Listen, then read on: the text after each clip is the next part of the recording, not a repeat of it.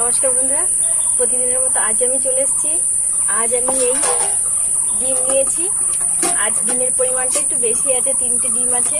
এই ডিম দিয়ে ডিমের চপ তৈরি করবো। আর এই চপটা কিন্তু অন্য রকম ভাবে হবে। ডিমের চপ অনেক রকম চপ খেয়ে দেখেছো, ডিমের চপ কিন্তু অনেক রকম হয়, এই চপটা কিন্তু আলাদা হবে।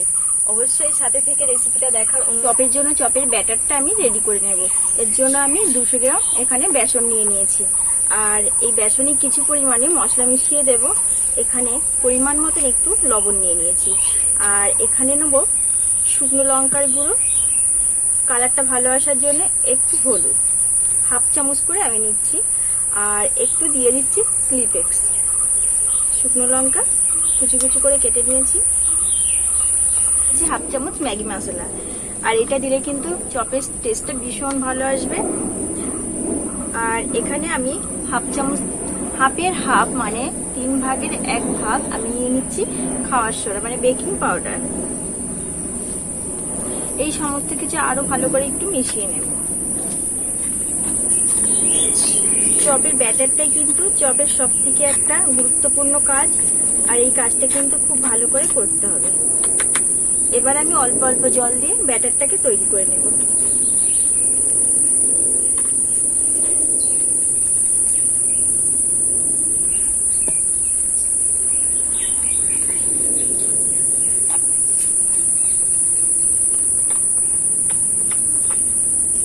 আরো এখানে একটু জল লাগবে।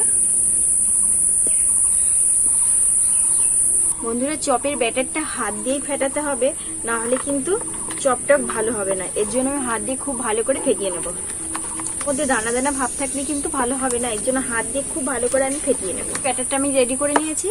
এটা 2 মিনিটের জন্য একটু রেস্টে রেখে দেবো। আর ডিমের অমলেটটা বানানোর জন্য ডিমটা ফেটিয়ে নেব।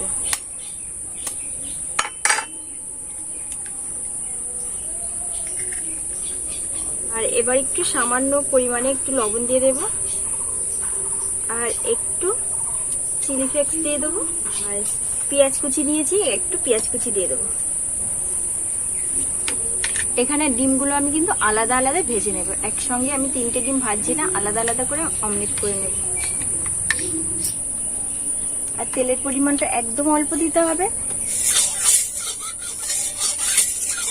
আর তেলটা চারিদিকে একটু ছড়িয়ে নেব।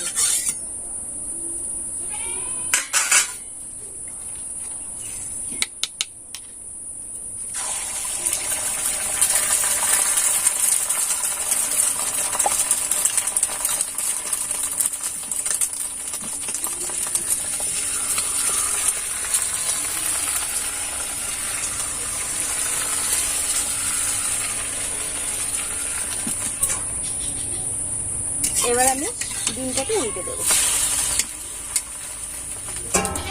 ডিমটা আমার ভাজা হয়ে গেছে, এবার আমি তুলে নিচ্ছি। এই একটা ডিম ভাজা হয়ে গেছে, বাকি ডিমটাও ভেজে নেব।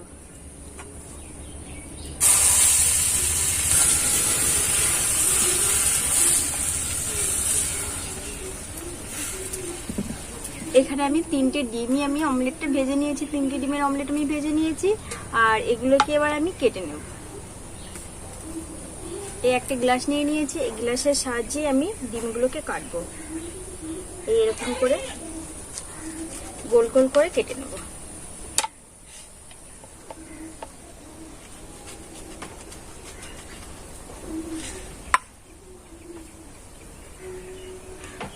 এই যে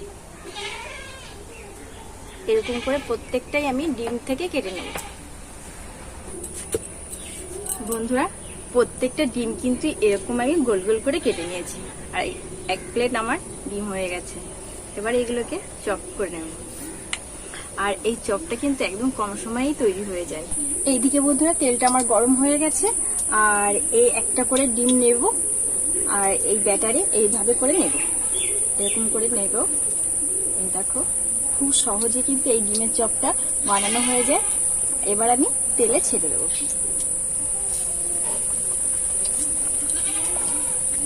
একইভাবে আমি 2-3টে দিয়ে দেব। একবার এদিকে ঘুরিয়ে দিয়ে ছেড়ে দিতে হবে।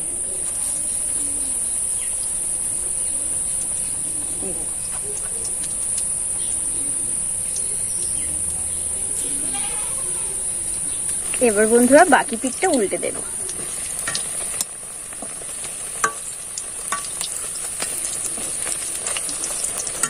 দেখো কত সুন্দর ডিমের চপ তৈরি হয়ে গেল, আর সময়টাও কিন্তু খুবই কম লাগে। এইভাবে করে অল্প ডিমে কিন্তু অনেক চপ করে নিতে পারো তোমরা। দেখো বন্ধুরা চপগুলো আমার ভাজা হয়ে গেছে, আর এই দেখো দেখতে কতটা সুন্দর লাগছে। এইভাবে করে আমি প্রত্যেকটা চপই ভেজে নিচ্ছি, একদম খাস্তা চপ।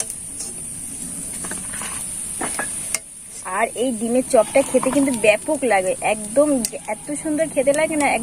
বাড়িতে অবশ্যই একবার ট্রাই করে দেখবে বন্ধুরা, ভীষণ ভীষণ ভালো লাগে খেতে চপটা।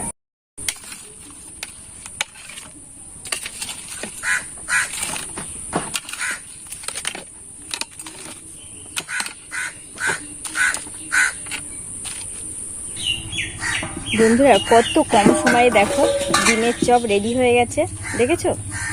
দুর্দান্ত ডিমের চপ। এই চপটা কিন্তু একদম অন্য রকমের, আর খেতেও কিন্তু স্বাদটা অন্য ধরনের। বাড়িতে অবশ্যই একবার ট্রাই করে দেখবে এই রেসিপিটা, আশা করি তোমাদের সবার ভালো লাগবে। আর একবার সবাইকে খাওয়ালে বারবার রিকোয়েস্ট করবে খাওয়ার জন্য, ব্যাপক লাগে খেতে। বন্ধুরা দেখো পুরো চপ আমার রেডি হয়ে গেছে, আর কম সময় লেগেছে, একদম কম সময় লেগেছে চপটা করতে। আর তোমরাও কিন্তু বাড়িতে এইভাবে একবার করে খেয়ে দেখবে, ভীষণ ভীষণ ভালো লাগে। আর চপের ভেতরটা আমি তোমাদের একটু ভেঙে দেখাচ্ছি কতটা সুন্দর হয়েছে। এই দেখো ভীষণ ভালো লাগে খেতে, একবার হলো বাড়িতে অন্তত বানিয়ে খাবে।